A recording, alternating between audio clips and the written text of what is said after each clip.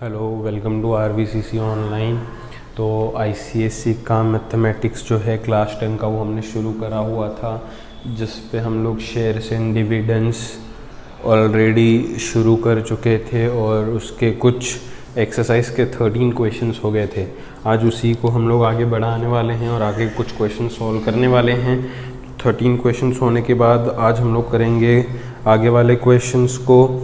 तो जो 14th question है वहाँ से शुरू करते हैं। और 14 क्वेश्चन में देखिए क्या कहा गया है। जब भी मैं सिखा रहा हूँ मैं चाहता हूँ कि सभी के सामने टेक्स्ट बुक हो, क्योंकि मैं क्वेश्चंस आजकल बोर्ड पे नहीं लिख रहा, क्योंकि क्वेश्चंस ही इतने बड़े हैं कि मेरा आधा बोर्ड उसी में चला जाता है। तो सभी अपने सामने टेक्स्ट बुक रखो। जब मैं क्वेश्चन रीड कर रहा हूँ तो सभी का ध्यान टेक्स्ट बुक में होना चाहिए। अब क्वेश्चन नंबर 14 कहता है, divide 35,400 into 2 parts such that if one part is invested in 9% rupee 100 shares at 4% discount and other is invested in 12% rupee 50 shares at 8% premium, the total incomes are equal। तो यहाँ पे बोला है कि 35,400 को divide करो 2 पार्ट्स में, एक को एक शेयर्स में इन्वेस्ट करो, दूसरे को दूसरे में। इस तरीके से इन्वेस्टमेंट होना चाहिए कि दोनों के इनकम्स सेम हो। ठीक है, दोनों के इनकम्स सेम हो। तो ये जो इन्वेस्टमेंट है 35,400, इसी को 2 में स्प्लिट करना है। तो एक बात हमेशा याद रखो, कोई भी टोटल अमाउंट को 2 में स्प्लिट करना है। सपोज 100 है, उसको मुझे 2 में स्प्लिट करना है, तो मैं उसका एक हिस्सा x कंसिडर करूँगा। इक्वल पार्ट्स में स्प्लिट नहीं करना है, कंडीशन के हिसाब से स्प्लिट करना है। तो कंडीशन के हिसाब से मुझे स्प्लिट करना है। यहाँ पे कंडीशन क्या है कि इनकम इक्वल होना चाहिए। तो यहाँ पे मैंने क्या करना है, 100 को 2 में डिवाइड करना है। तो 100 को 2 में मैं डिवाइड करूँगा कंडीशन के हिसाब से। तो एक को x बोलने का और दूसरे को क्या बोलते हैं पता है, 100 माइनस x। ऐसा ही होगा ना, 101% ऐसे होगा। मान लो यहाँ पे पहला हिस्सा मैं 40 बोलता हूँ, तो दूसरा हिस्सा कितना बचेगा, 60 बचेगा, जो कि क्या हुआ 100 माइनस 40 है ना। तो कभी भी एक अमाउंट को 2 में स्प्लिट करना है तो एक को हमेशा x बोलते हैं, एक को 100 माइनस x बोलते हैं। और वैसा ही होता है, मान लो मेरे को 100 को 2 हिस्सों में डिवाइड करना है, एक को मैंने 40 बोला तो दूसरा 60 बचेगा। 60 मतलब क्या, 100 माइनस 40 ही। तो एक x हुआ तो एक 100 माइनस x होगा ही। इसको ऐसा भी समझ सकते हैं, अगर 2 पार्ट्स में डिवाइड करना है, पार्ट 1 प्लस पार्ट 2, किसको डिवाइड करना है 100 को, तो पार्ट 1 प्लस पार्ट 2 मिलके 100 होगा।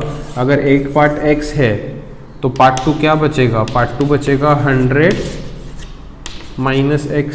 तो कभी भी एक अमाउंट को 2 में स्प्लिट करना है तो एक x होता है, एक अमाउंट माइनस x होता है, एक x होता है, एक अमाउंट माइनस x होता है। तो यहाँ पे ये क्वेश्चन जो है वो कहता है 35,400 को 2 पार्ट्स में स्प्लिट करना है हमने। 35,400 को 2 पार्ट्स में स्प्लिट करना है हमने, तो 2 इन्वेस्टमेंट करने हमने। तो मैं यहाँ पे लिखता हूँ केस 1। क्या लिखता हूँ मैं यहाँ पे, केस 1। केस 1 क्या है कि डिवाइड 35,400 इंटू 2 पार्ट्स। तो पहले पार्ट का इन्वेस्टमेंट में x कंसीडर करता हूँ। पहले पार्ट का इन्वेस्टमेंट में 35,400 को 2 इन्वेस्टमेंट में स्प्लिट करना है, एक केस 1 एक केस 2। तो इन्वेस्टमेंट जो है पहला, उसको मैं x बोलता हूँ, x rupees. If 1 part is invested in 35,400 के 2 पार्ट्स करने हैं, जिसमें से एक पार्ट x है, वो इन्वेस्ट किया जा रहा है इन 9%। d परसेंट कितना है, 9% रुपी 100 शेयर्स। रुपी 100 शेयर्स मतलब फेस वैल्यू कितना है 100। टेक्स्ट बुक रखो सामने इसलिए बोल रहा हूँ मैं। रुपी 100 शेयर्स एट 4% डिस्काउंट।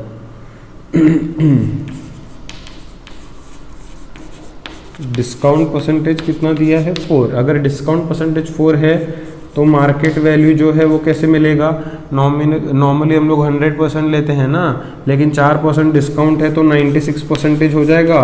किसका 96%, हमेशा फेस वैल्यू का, है ना। मार्केट वैल्यू जो भी परसेंटेज होता है वो फेस वैल्यू का ही होता है। तो ये 96% ऑफ 100 करेंगे तो ये 96 रुपीज़ ही आ जाएगा मार्केट वैल्यू। तो इस तरीके से हम लोगों ने केस 1 का सब कुछ निकाल लिया है। इक्वल इनकम्स बोला है तो मुझे इनकम निकालना है दोनों केसेस का। अब इनकम निकालने के लिए नंबर ऑफ़ शेयर्स की ज़रूरत होती है ना। तो मैं पहले नंबर ऑफ़ शेयर्स ढूंढूंगा। नंबर ऑफ़ शेयर्स का फॉर्मूला मैं जानता हूँ। नंबर ऑफ़ शेयर्स का फॉर्मूला है इन्वेस्टमेंट। क्या है? Investment upon market value. Investment कितना है? x है अगर देखोगे तो ये केस का, और मार्केट वैल्यू जो है वो है 96। तो इतने नंबर ऑफ़ शेयर्स आ जाएंगे। नंबर ऑफ़ शेयर्स आने के बाद मैं ढूंढता हूँ इनकम। इनकम का फॉर्मूला क्या है? d% into face value into number of shares, है ना। अभी बार बार तो मैं सारे फॉर्मूला नहीं पढ़ाने वाला, पिछले कुछ वीडियो से मैं पढ़ा रहा हूँ। d% कितना है? d% डिविडेंड परसेंट है 9, तो डिविडेंड परसेंट है 9%, मतलब 9/100 इंटू फेस वैल्यू 100 है, इंटू नंबर ऑफ़ शेयर्स कितना है? x/96। तो ये 100 और ये 100 कैंसिल हो जाएगा। जो रहेगा वो है 9 इंटू एक्स, 9x, और नीचे रहेगा 96। क्या रहेगा? 9x/96। इसको चाहिए तो 3 के टेबल से सिंप्लीफाई कर सकते हैं, नहीं चाहिए बाद में करना है तो बाद में भी कर लो, बाद में कर लो या अभी कर लो, बात तो एक ही है। तो इसका इनकम मैंने ढूंढ लिया है केस 1 का, है ना। इसको सिंप्लीफाई करो या ना करो मर्जी है, अभी करो चाहे बाद में करो, है ना। तो इनकम निकल आया है केस 1 का। अब आते हैं केस 2 पे। किस पे आते हैं? केस 2 पे, है ना। इसको चाहिए तो सिंप्लीफाई कर सकते हो। वैसे ये क्या हो जाएगा? 3 3 3 32 तो ये हो जाएगा 3x/32। ठीक है, अपनी मर्ज़ी है, वैसे कुछ भी कर लो। तो बढ़ाते हैं सम को आगे। केस 2 पे इन लोगों ने कहा है एक पार्ट जो है वो इस शेयर के इन्वेस्टमेंट में गया है। किसका एक पार्ट? 35,400 का एक पार्ट। मैंने क्या बोला? अगर 100 के 2 पार्ट्स करने हैं तो एक x होगा तो एक 100 माइनस x होगा ना। वैसे ही 35,400 के 2 पार्ट्स करने हैं तो एक x होगा तो दूसरा क्या होगा? 35,400 माइनस x, है ना। एक इन्वेस्टमेंट मैंने x लिया है तो दूसरा इन्वेस्टमेंट क्या होगा? 35,400 माइनस x होगा।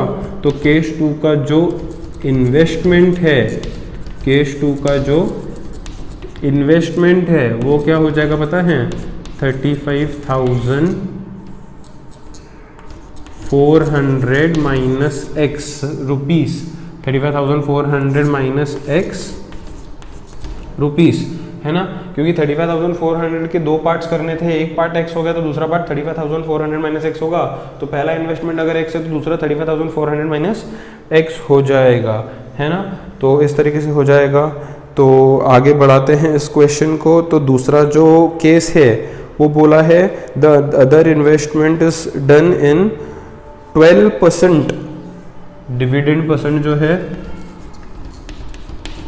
12%, rupee 50 shares, face value 50 rupees at 8% premium.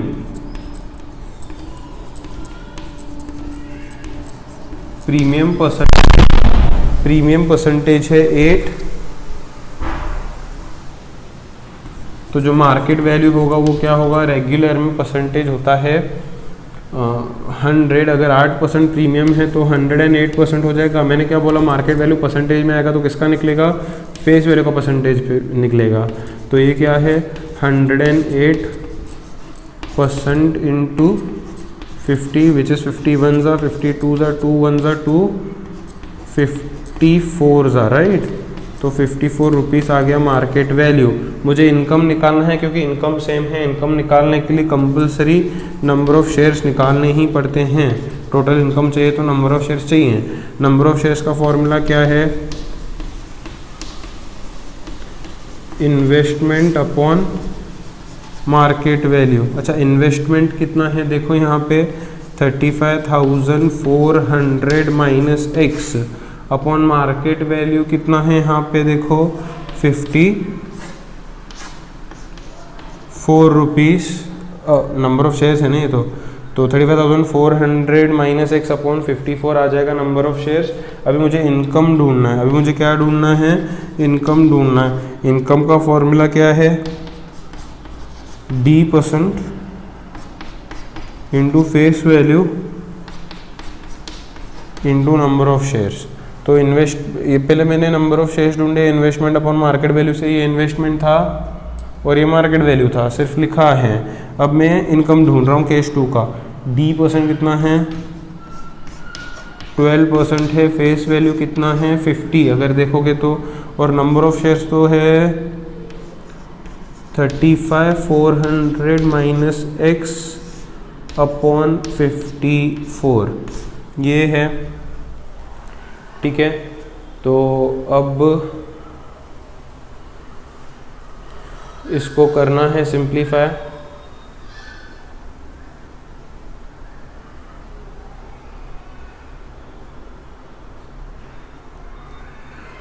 किस तरीके से सिंप्लीफाई करोगे, देखो जितना होता है उतना सिंप्लीफाई कर दो इसे। 50 1 ज़ा 50, 2 ज़ा 2 1 ज़ा 2, एक सेकेंड, 2 1 ज़ा 2, 6 ज़ा हो जाएगा, 6 1 ज़ा 6, 9 ज़ा 54 हो जाएगा।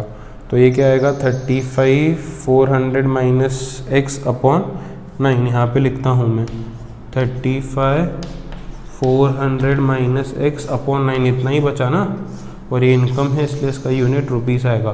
तो केस 1 का और केस 2 का इनकम मुझे मिल गया है। इन लोगों ने बोला है इक्वल इनकम से दोनों शेयर्स का, तो मैं लिखता हूँ एज पर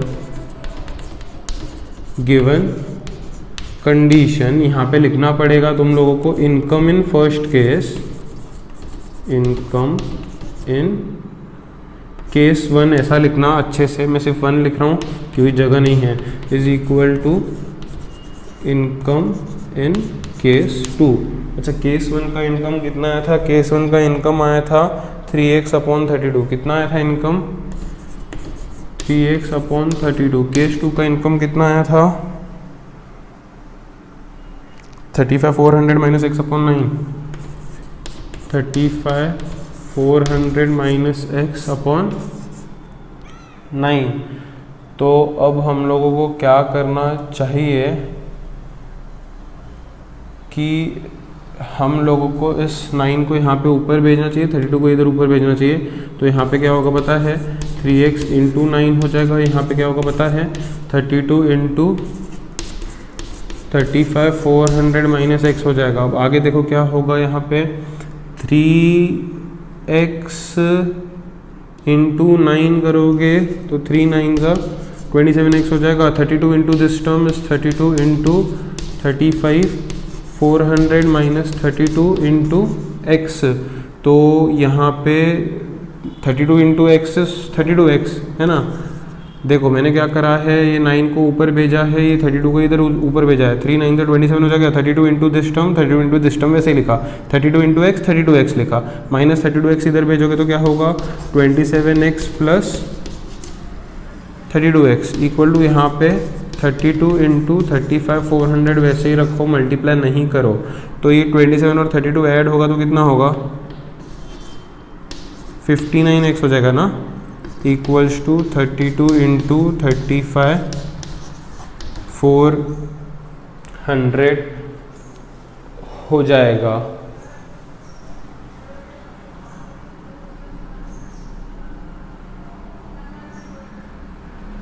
तो x का वैल्यू क्या मिलेगा, 32 इंटू 35,400 डिवाइड बाय 59 पे 59 6 सा देखो कितना होता है, 59 टाइम्स 6, 6 9 सा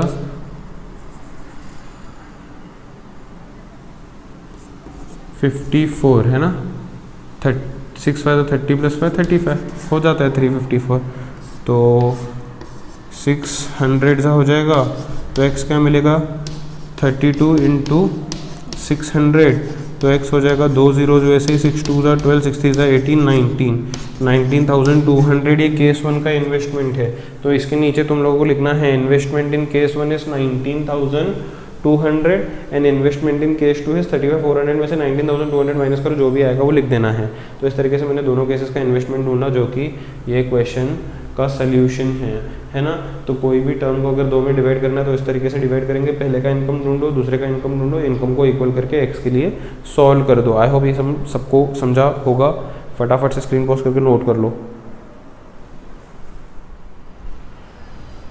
तो इसके बाद का जो क्वेश्चन है, क्वेश्चन नंबर 15, वो भी बिल्कुल इसी तरह है, उसमें कुछ भी अलग नहीं है, बिल्कुल सेम तरीके का है। क्वेश्चन नंबर 15 जहाँ पे मुझे एक टोटल इन्वेस्टमेंट दिया है जिसके 2 हिस्से करने हैं और 2 अलग अलग केसेस में इन्वेस्ट करने हैं।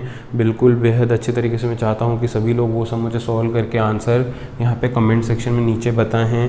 आज का वीडियो शॉर्ट ही रखते हैं ये टाइप के सम्स पे, है ना, क्योंकि ऐसे टाइप के सिर्फ 2 ही क्वेश्चन है। एक तो मैंने पढ़ा है ऑलरेडी पूरा अच्छे से, दूसरा तुम लोगों को खुद से करना है। तो फिर कल बढ़ेंगे कुछ नए किस्म के सम्स पे। तो आज का वीडियो इधर ही स्टॉप करते हैं, लेकिन ये जो सम्स मैंने पढ़ाए हैं वो सबसे हो जाने चाहिए, ठीक है। 15th क्वेश्चन जो है मैं चाहता हूँ कि सभी खुद से करें। ये 14th मैंने पढ़ाया है, 15th बेहद आसान है, सेम है। थोड़ा सा कैलकुलेशन करते समय यहाँ पे ध्यान देना। देखो मैंने यहाँ पे कैसे करा है, 9 ऊपर भेजा था तो 3x × 9 हो गया था, 32 ऊपर भेजा था तो ये ब्रैकेट में आ गया था, तो 3 9 27 हो जाता है। 32 ये बड़े नंबर से मल्टीप्लाई करा तो वैसे ही रखा मैंने, मल्टीप्लाई नहीं करा, क्योंकि मल्टीप्लाई करता तो बहुत ही बड़ा नंबर आ जाता जिसका डिवीजन मुझे आगे प्रॉब्लम देता। तो 32 इंटू ये नंबर वैसा ही रखा, 32 इंटू एक्स, 32x रखा, x को x की तरफ भेज दिया, तो इन दोनों का एडिशन 59 होता है, इसको वैसे ही रखा, 59 को नीचे डिवाइड करा। अच्छा 59 को नीचे भेजा तो ये दोनों आसानी से डिवाइड हो गए थे। अगर मैं इनको मल्टीप्लाई करता बाद में डिवाइड करता तो बहुत परेशानी होती, इसलिए 32 इंटू बड़ा नंबर वैसे ही रखो, डिवाइड करो, x का वैल्यू मिल गया। अब x का वैल्यू मिला मतलब पहला इन्वेस्टमेंट अपने को मिल गया है। दूसरा इन्वेस्टमेंट ढूंढने के लिए x की जगह पे उसका वैल्यू जो मिला है वो सब्सटीट्यूट करो तो दूसरा इन्वेस्टमेंट मिल जाएगा, और नीचे फाइनल आंसर लिखना है। Therefore investment in case 1 is this much and investment in case 2 is this much. मैं वेट कर रहा हूँ सभी के आंसर का, मुझे 15 क्वेश्चन का आंसर चाहिए। सब लोग मुझे ढंग से करके बताओ। अगर कुछ प्रॉब्लम हो रहा है तो मुझे मैसेज के थ्रू इन्फॉर्म करो, या यहाँ पे नीचे कमेंट सेक्शन पे लिख दो कि हमें प्रॉब्लम है। तो कल फिर इधर से हम लोग 15 क्वेश्चन से ही शुरू करेंगे, मैं 15 क्वेश्चन करके दिखाऊंगा। अगर प्रॉब्लम रहेगा तो होनी तो नहीं चाहिए वैसे, क्योंकि बिल्कुल सेम सम है, थोड़ा नंबर आगे पीछे हुआ तो प्रॉब्लम किसी को होनी नहीं चाहिए, है ना। तो फटाफट से ये क्वेश्चन कर लो और 15 क्वेश्चन भी मुझे करके आंसर बता दो।